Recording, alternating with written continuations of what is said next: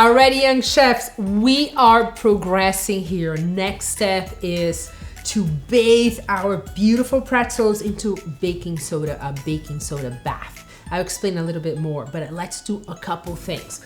Reach in your kit and you're gonna look for two things. One that says baking soda bath and the other one says salty sprinkling, okay?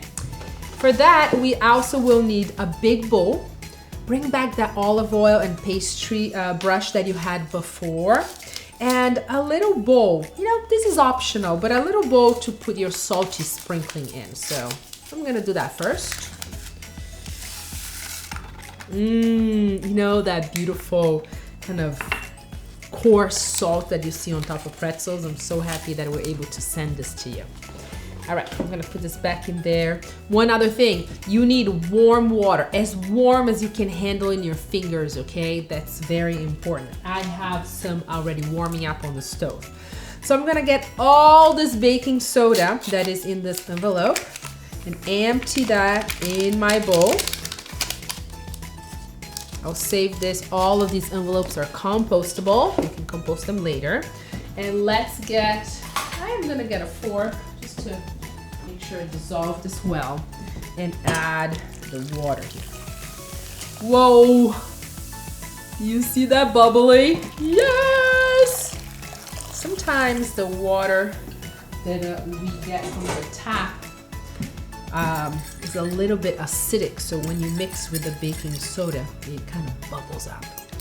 All right, so what we're gonna do here is dip each one of the pretzels into this hot or warm baking soda bath and put it back into the pan so we can put in the oven. And remember, our oven is warming up, it's heating up to 450 degrees.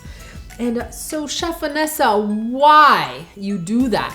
Well, you do that because there is a chemical and a physical reaction that happen to the dough. So the heat of the water gelatinizes the flour on the outside, and also so it will give that shiny, glossy, kind of brown crust.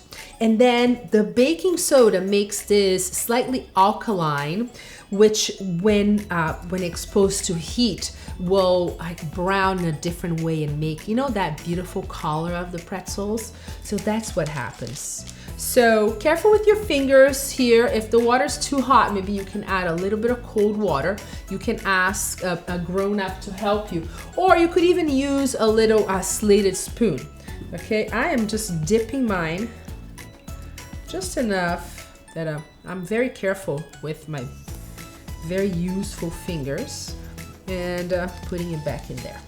Okay, so just dip it in there, just enough to gelatinize this and back on the pan. And we're gonna do that with all 6 of them. I'm gonna demonstrate with just 3, okay? And you will go ahead and you do all of yours. After that, we are ready for the next step. The next step, and who doesn't love some chunky, coarse salt on your pretzel? I think everybody does. Actually, I'm gonna leave, you can leave 1 or 2 without and with the salt if you want.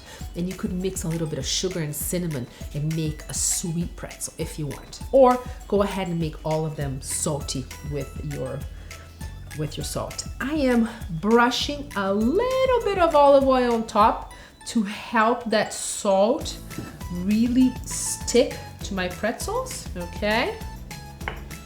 And then I get a nice little pinch and kaboom! God. Yeah, this one looks like a little cubby, like a little cub, like a little bear face. It's so cute. Oh my goodness. The cuteness factor of this pretzels is like way off the charts. All right. Okay. I've done 3 to demonstrate. It's time for you to get to work. Make sure you make your baking soda bath, that you have your oil ready, and I'll see you in a moment.